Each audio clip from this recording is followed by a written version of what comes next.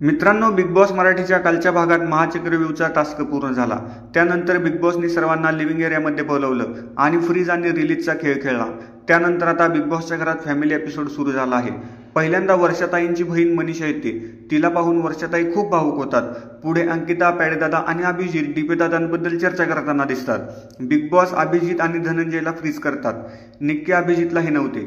त्यानंतर big boss निक्कीला fridge करतात। अभिजित निक्कीला चिडवतो। आता बिग बॉस सर्वांना फ्रीज करतात। तेव्हा अभिजितची पत्नी आणि त्याच्या मुली त्याला भेटायला येतात।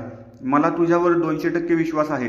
तू कोणाचाही विचार करू नकोस। चांगला खेळ, संपूर्ण जनता तुझ्या पाठीशी आहे, असं शिल्पा म्हणजेच अभिजितची पत्नी त्याला सांगते। बिग बॉस सर्वांना रिलीज करतात। अभिजितच्या मुली त्याला समजवतात।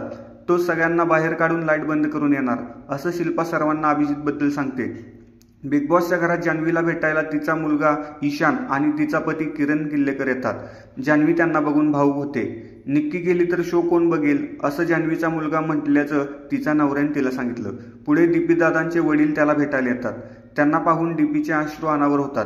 निक्की आहे म्हणून शो आहे, असं डीपीचे वडील त्याला सांगतात। त्यानंतर त्याला सरप्राईज देण्यासाठी त्याची पत्नी आणि आई सुद्धा बिग बॉसच्या घरात येतात।